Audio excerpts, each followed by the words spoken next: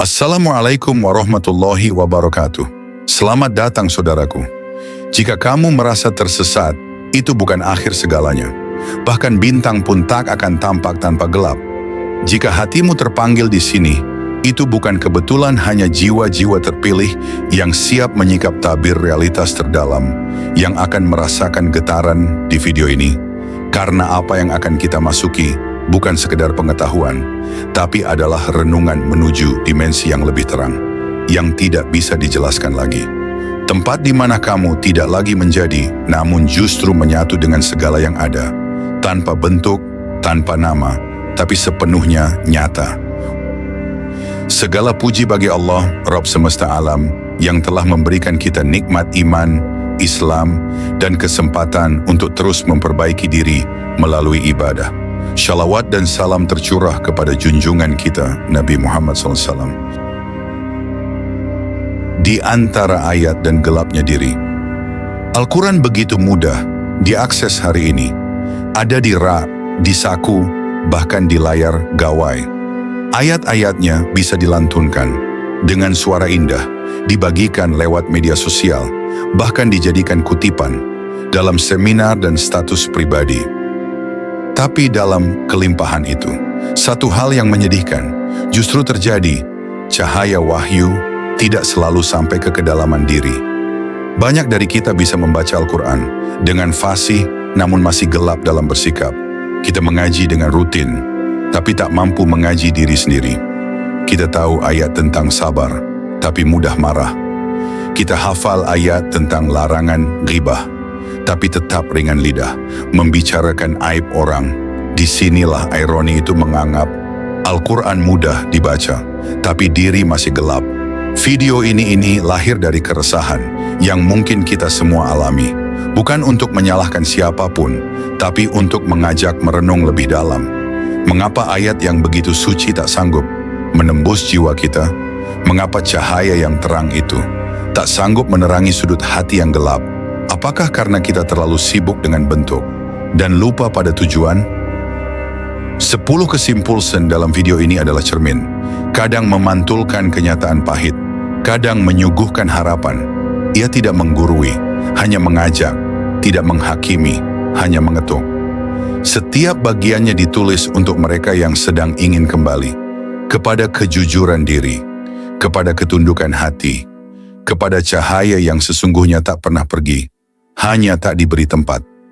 Mari kita buka halaman demi halaman di video ini, bukan dengan keinginan tahu, tapi dengan kerinduan akan cahaya. Karena mungkin dalam satu paragraf, satu kalimat, bahkan satu kata, ada sesuatu yang bisa mengetuk jiwa kita. Dan saat itulah, kegelapan akan mulai retak, seiring kita izinkan ayat-ayat suci masuk, dan menghidupkan kembali apa yang lama kita biarkan mati. 1. Lantunan yang menggema. Tapi jiwa tetap sepi. Al-Quran telah menjadi teman harian banyak dari kita. Dilantunkan pagi dan malam, dijadikan penawar hati, dan digantungkan sebagai harapan. Tapi seiring berjalannya waktu, kita menyadari satu hal. Ternyata mudah membaca ayat, tapi sulit menyentuh maknanya. Lebih mudah menggerakkan lidah daripada menggugah kesadaran. Kita membaca wahyu Tuhan, tapi cermin hati tetap berdebu. Ayatnya mengalun, namun gelap dalam diri tak kunjung terang. Mengaji Al-Quran membutuhkan ilmu, tapi mengaji diri membutuhkan keberanian. Ilmu bisa diajarkan, namun keberanian harus dilahirkan dari kejujuran yang dalam. Sebab mengaji diri artinya berhadapan dengan kebusukan yang selama ini kita tutupi dengan kata-kata suci. Ia bukan sekadar melihat dosa, tapi mengakui bahwa kita telah menikmatinya. Dan itu lebih menyesakkan daripada tak tahu sama sekali. Tak ada guru yang bisa mengajari kita mengenali bayang-bayang dalam hati. Kitabnya tak tertulis di atas kertas, tapi tercatat dalam lintasan niat, dalam kegagalan memaafkan, dalam ketidakikhlasan memberi. Mengaji diri adalah ibadah sunyi. Ia tak dilihat manusia, tapi disaksikan langit. Maka siapa yang berhasil membacanya telah melangkah lebih jauh dari sekadar fasihnya bacaan. Kadang kita merasa telah dekat dengan Tuhan hanya karena lancar membaca kitabnya. Tapi Tuhan tak hanya ingin ayatnya terucap, Ia ingin kebenaran itu bersemayam. Bacaan yang tak menjernihkan hati hanya akan menjadi gema kosong yang menggema di ruang hampa. Betapa menyedihkan ketika suara kita terdengar indah, tapi isi hidup tetap rusak.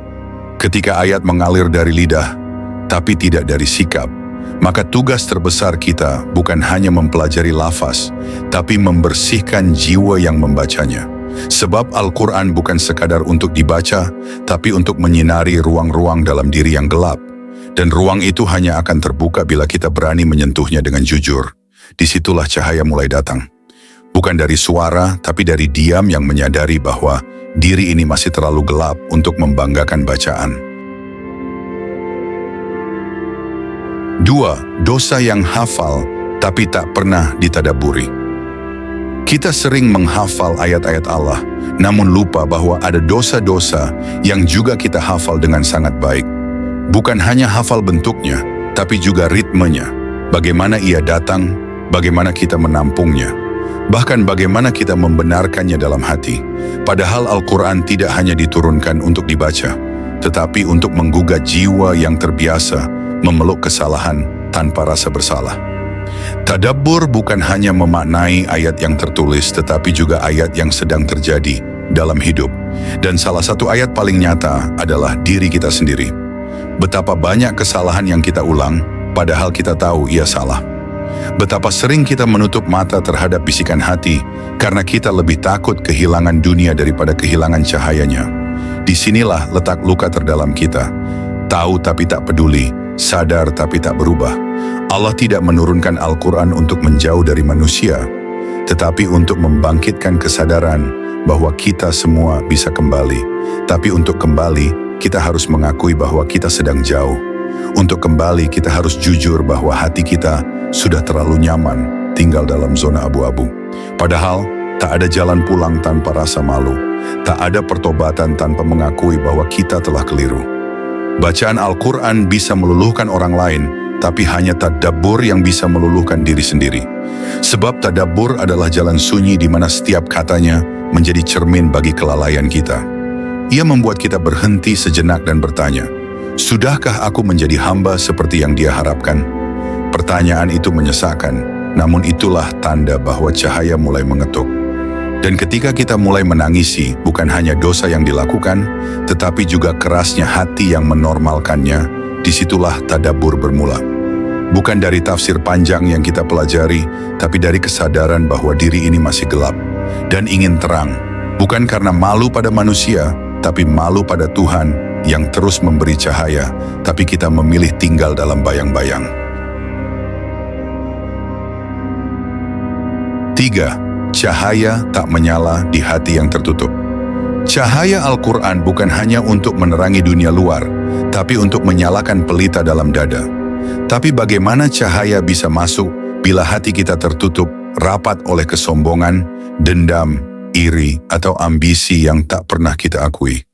Kita ingin cahayanya masuk, tapi kita sendiri yang menutup jendela jiwa dengan kelalaian yang kita pelihara. Di luar terang, tapi di dalam tetap gelap. Al-Quran adalah cahaya, tapi cahaya tak pernah memaksa masuk. Ia menunggu pintu hati dibuka oleh kejujuran, dan inilah yang sering kita abaikan. Kita ingin hidup bercahaya, tapi tak siap menyucikan tempat cahaya itu bersemayam. Kita hiasi lidah dengan ayat-ayat suci, tapi membiarkan hati dipenuhi prasangka dan kebohongan. Maka cahaya itu pun hanya sekadar lewat, tak pernah tinggal. Hati yang tertutup bukan karena Al-Quran tak bekerja, tapi karena kita tak memberi ruang untuknya bekerja.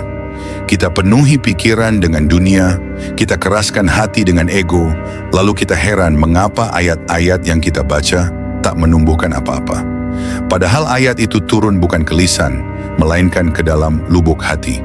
Dan hati yang keras adalah tanah yang menolak benih. Banyak orang mendengar ayat yang sama, tapi hasilnya berbeda. Ada yang tersentuh, ada yang tetap tak bergeming. Bukan karena ayat itu berbeda, tapi karena hatinya tak sama. Maka tugas kita bukan hanya mendengar, tapi membersihkan pendengaran batin agar suara wahyu bisa menembus kesadaran. Sebab cahaya tak akan menyalakan ruangan yang kita penuhi dengan debu dunia. Kita harus belajar membuka hati dengan rendah hati. belajar mencintai kebenaran meski menyakitkan, dan belajar memaafkan agar hati tak penuh dendam. Semua itu adalah kerja batin yang berat, tapi itulah syarat agar cahaya Al-Quran bisa tinggal. Karena cahaya tidak akan menyala di hati yang tertutup, apalagi di hati yang tak mau diterangi. 4. Ketika ayat menyentuh bibir, tapi tak mengubah perilaku, lidah kita bisa membaca Al-Quran dengan indah, bahkan menangis saat melafalkannya. Tapi kehidupan sehari-hari tetap penuh kelalaian. Kata-kata kita masih menyakitkan, pilihan kita masih egois, dan langkah kita masih condong pada dunia. Maka pertanyaannya bukan lagi, sudahkah kita membaca Al-Quran? Tapi, sudahkah kita membiarkannya mengubah kita? Al-Quran bukan hanya untuk didengar, tapi untuk dihayati. Ia bukan sekadar koleksi suara merdu, melainkan kompas kehidupan. Tapi seringkali kita menjadikan Al-Quran seperti ornamen suci. Kita hormati wujudnya, tapi kita abaikan isinya. Padahal, kehormatan terbesar terhadap wahyu bukan pada bagaimana kita menyimpannya, tapi bagaimana kita menghidupkannya dalam perilaku. Ada jarak antara bacaan dan tindakan yang harus terus-menerus dijembatani. Jarak itu bernama tadabbur, kejujuran, dan usaha memperbaiki diri. Selama kita nyaman hanya dengan membaca, tapi tak peduli untuk berubah, maka Al-Quran belum benar-benar hadir dalam hidup kita. Sebab wahyu itu turun untuk mengguncang, bukan untuk dinikmati tanpa rasa tanggung jawab. Seorang hamba yang benar-benar tersentuh Al-Quran akan menyesal bukan karena tak fasih, tapi karena belum berhasil mengamalkan. Ia akan merasa malu bukan karena tak hafal, tapi karena masih jauh dari akhlak yang dituntut ayat-ayat suci. Disinilah letak kedalaman iman. Saat kita menangis bukan hanya karena ayat terdengar indah, tapi karena kita sadar betapa jauh kita dari makna sebenarnya. Maka marilah bertanya pada diri sendiri, apakah ayat-ayat itu hanya menyentuh bibir kita atau telah menembus ke dalam diri? Bila belum, jangan berhenti membaca, tapi mulailah membaca sambil memohon perubahan. Bacalah dengan niat untuk diperbaiki, bukan sekadar untuk dipuji. Karena Al-Quran bukan untuk dilagukan, melainkan untuk menuntun jiwa yang ingin pulang. 5. Yang tertulis di mushaf dan yang terhapus dari hati. Di tangan kita, mushaf suci terbuka lebar, lafaz demi lafaz begitu jelas, ayat demi ayat begitu indah. Tapi seiring lantunan itu, kita kadang sadar bahwa ada sesuatu yang hilang. Makna yang tak lagi meresap, getar yang tak lagi hadir, dan arah hidup yang tak lagi sesuai dengan pesan-pesan suci itu. Seakan-akan yang tertulis di mushaf tak pernah benar-benar masuk ke dalam hati. Seolah ayat-ayat itu hanya bersandar di luar, tanpa mengetuk ruang terdalam kita. Kita membaca firman Allah, tapi kehidupan kita tak mencerminkan nilai-nilainya. Kita hafal larangan dan perintah, tapi perilaku kita tetap menyalahi keduanya. Maka muncul pertanyaan getir dalam hati. Apakah yang terhapus dari hati kita jauh lebih banyak daripada yang tertulis di mushaf? Apakah kita sekadar menjadikan Al-Quran sebagai bacaan, rutinitas tanpa memberi kesempatan padanya untuk menata ulang jiwa kita? Ketika Al-Quran hanya diletakkan di rak, dibaca sebentar lalu ditinggalkan, maka ia hanya menjadi simbol kesalehan tanpa dampak nyata. Tapi lebih parah dari itu, ketika ia hanya ada di mulut, tapi tak pernah masuk ke hati, disitulah kehampaan spiritual bermula. Sebab hati yang tidak lagi ditempati oleh wahyu, akan ditempati oleh hawa nafsu. Dan hati yang ditinggalkan cahaya, akan diselimuti gelap yang halus, namun mematikan. Diri yang gelap bukan karena tak tahu, tapi karena tak peduli. Ia tahu yang benar, tapi memilih yang nyaman. Ia kenal batasan, tapi menikmati pelanggaran. Padahal setiap ayat Al-Quran membawa janji dan peringatan. Bagi yang bersungguh-sungguh, ia menjadi petunjuk. Bagi yang lalai, ia menjadi saksi atas kelalaiannya sendiri. Maka jika kita merasa kosong meski sering membaca, barangkali karena ayat itu hanya tertulis di luar, tapi tak diizinkan menulis ulang hati kita. Mari perlahan membuka ruang kembali. Biarkan satu ayat saja menghidupkan nurani. Biarkan satu kalimat suci mencairkan beku yang sudah lama mengeras dalam diri. Kita tak harus langsung menjadi sempurna. Tapi kita harus jujur bahwa terlalu banyak ayat yang kita hafal, tapi terlalu sedikit yang kita izinkan mengubah arah hidup. Kini saatnya memulai, bukan dari mushaf, tapi dari hati yang ingin kembali terang. 6. Menghafal tanpa menyerap, mengaji tanpa menyelami. Menghafal Al-Quran adalah keutamaan yang besar, tapi menghafal tanpa menyerap adalah seperti membawa mutiara dalam karung tertutup, bernilai, namun tak memberi cahaya. Banyak di antara kita sibuk menghitung berapa juz yang telah dihafal, tapi tak pernah menghitung berapa sifat buruk yang berhasil ditinggalkan. Kita merasa dekat dengan Al-Quran karena jumlah hafalan, bukan karena perubahan akhlak. Padahal esensi dari mengaji bukan hanya pada apa yang diingat, tetapi apa yang dihidupkan. Al-Quran bukan sekadar kitab untuk diulang di lidah, tapi untuk diselami dalam laku. Banyak orang menjadikan Al-Quran sebagai syarat pencapaian, tapi sedikit yang menjadikannya sebagai cermin perbaikan diri. Inilah jebakan sunyi yang kadang kita tak sadari, sibuk dengan bentuk, tapi lupa pada tujuan. Setiap ayat yang kita baca adalah pesan cinta, sekaligus peringatan. Ia bukan hanya untuk disuarakan di podium atau di masjid, tapi untuk menjadi bisikan sunyi ketika kita sendiri.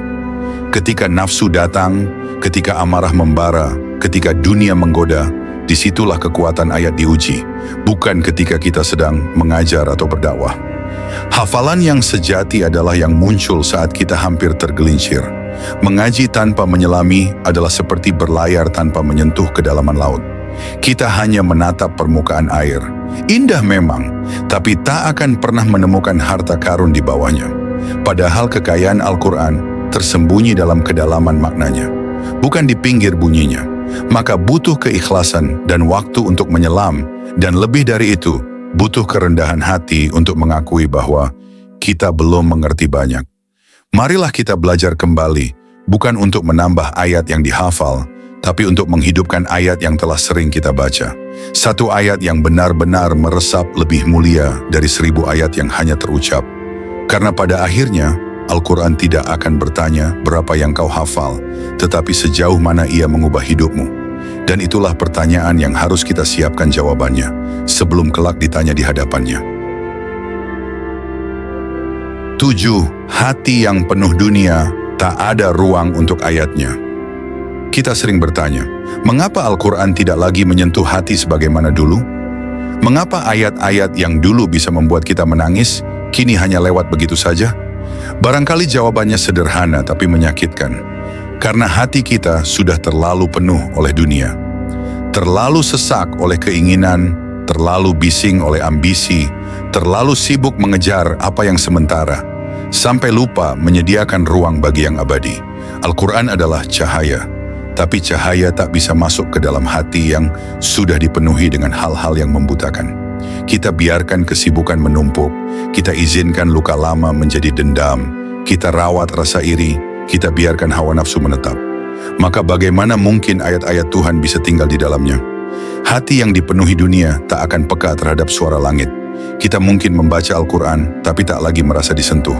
Kita mendengarnya dari corong masjid, tapi tak lagi tergetar. Sebab bukan Al-Qur'annya yang kurang menyala, tapi cermin hati kita yang terlalu buram. Seperti mata yang terus menatap cahaya lampu, tapi tak pernah menutup sejenak untuk merenung. Seperti telinga yang terus mendengar, tapi tak pernah benar-benar mendengarkan. Padahal tidak ada yang lebih merugikan selain hati yang beku saat wahyu turun. Rasulullah SAW dulu menggigil ketika Jibril membawa ayat. Para sahabat menangis hanya dengan satu kalimat. Tapi kita hari ini membaca satu juz pun bisa tanpa rasa. Bukan karena kita lebih kuat, tapi karena kita lebih lalai. Dan kelalaian itu telah menumpuk menjadi tembok tebal yang menghalangi cahaya Al-Quran masuk ke dalam hidup. Maka bersihkan hati terlebih dahulu sebelum berharap ayat-ayat menyinari. Kurangi bising dunia agar ada ruang sunyi untuk mendengar pesannya. Jangan jadikan Al-Quran sebagai pengiring aktivitas semata, tapi sebagai penuntun langkah hidup. Karena saat hati kembali lapang, ayat-ayat itu akan terasa seperti sapaan dari langit. Dan saat itulah kita akan tahu bahwa Al-Quran bukan hanya untuk dibaca, tapi untuk dialami dengan jiwa yang bersih dan rindu kepada Tuhan. 8. bacaan yang tak menggetarkan langkah. Betapa sering kita membaca Al-Quran, tapi langkah hidup kita tetap menjauh dari arah yang Dia tunjukkan. Kita buka mushaf setiap pagi, tapi menutup nurani sepanjang hari. Kita lantunkan ayat-ayat indah, tapi masih tega menyakiti orang lain.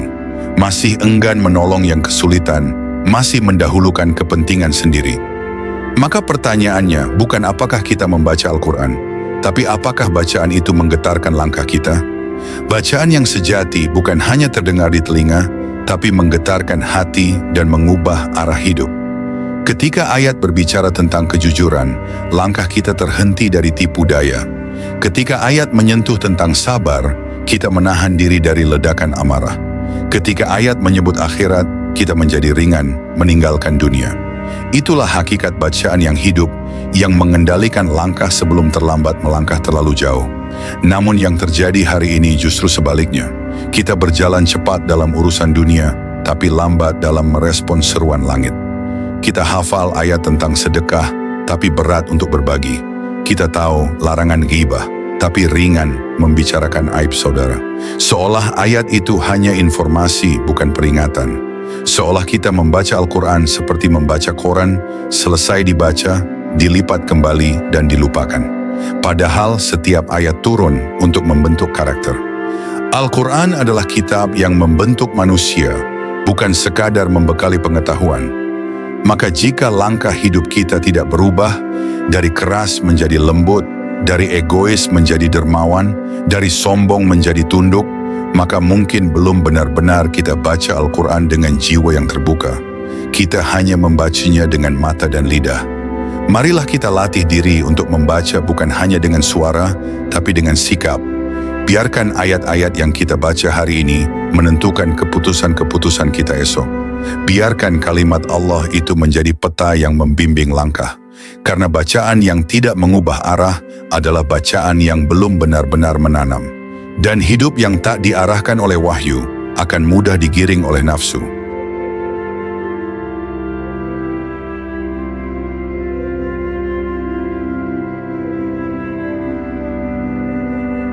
9. Antara suara wahyu dan bisikan nafsu.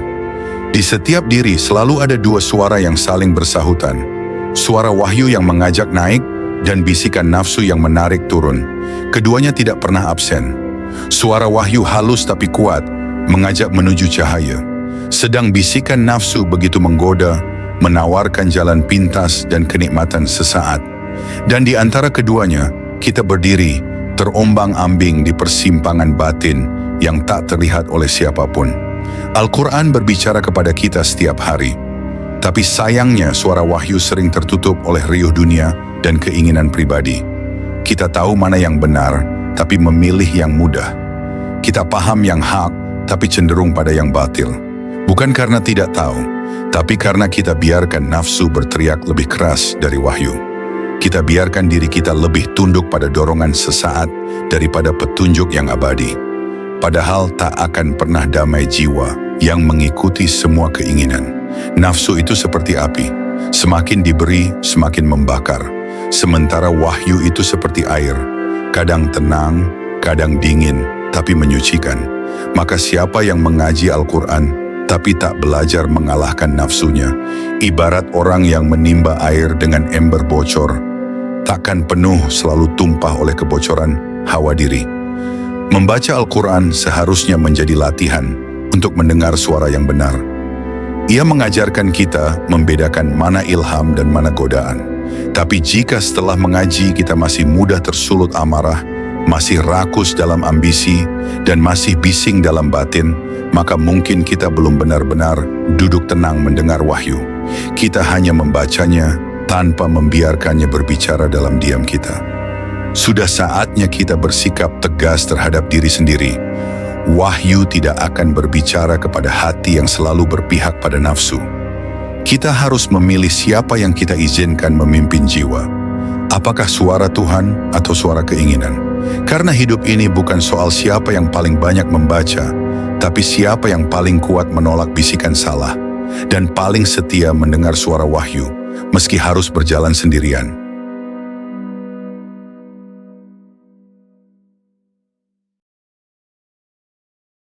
10. Saat ayat mengetuk, bukalah pintu dirimu. Setiap kali kita membaca Al-Quran, sesungguhnya kita sedang berdialog dengan Allah. Tapi betapa sering kita membaca tanpa mendengar. Ayat demi ayat mengetuk pintu jiwa kita, namun tak kita bukakan. Kita biarkan ia berdiri di luar karena terlalu sibuk, terlalu keras kepala, atau terlalu takut berubah. Padahal, setiap ketukan dari wahyu adalah peluang untuk diselamatkan. Sayangnya, tidak semua hati cukup peka untuk membukanya. Hidayah tak selalu datang dalam bentuk pelukan hangat. Kadang ia datang dalam bentuk rasa bersalah, kadang ia muncul dalam bentuk kehilangan, kadang ia terasa sebagai kegelisahan yang tak bisa dijelaskan. Itulah Al-Quran yang bekerja dalam diam, mengusik kesadaran, memanggil kita pulang ke dalam cahaya. Tapi kita harus bersedia berhenti sejenak, menoleh ke dalam, dan berkata, "Aku mau berubah." Perubahan bukan perkara bisa atau tidak, melainkan mau atau tidak. Kita tidak diminta menjadi sempurna dalam sehari, tapi kita diminta untuk jujur pada diri, bahwa selama ini kita telah terlalu pandai membaca, namun kurang sungguh-sungguh dalam mengamalkan. Kita telah lancar mengaji, tapi belum mengizinkan ayat-ayat itu tinggal di dalam hati dan merombak ruang-ruang gelap dalam diri kita. Al-Quran bukan hanya buku suci yang dibaca saat tenang, tapi teman setia yang mestinya digenggam saat hidup terasa kacau. Ia bukan hanya dibuka di bulan Ramadan, tapi dibuka setiap kali arah hidup mulai kabur. Setiap kali hati menjadi keras, setiap kali dunia terasa berat, setiap kali kesalahan terasa menumpuk, disitulah Al-Quran harus dibuka, bukan untuk dibaca saja, tapi untuk dimasukkan ke dalam langkah demi langkah kehidupan. Dan kini, setelah 10 bab renungan ini, mari kita jujur. Sudah berapa lama Al-Quran hanya menyentuh bibir, tapi belum menyentuh laku? Sudah berapa kali ia mengetuk, tapi kita diam saja? Maka mulai hari ini, jangan sekadar membaca. Bukalah hati, bukalah ruang batin yang sunyi. Biarkan satu ayat saja menyusup perlahan dan mengubah cara kita melihat hidup. Karena ketika satu ayat saja benar-benar meresap, itulah awal dari terang yang akan menuntun kita pulang.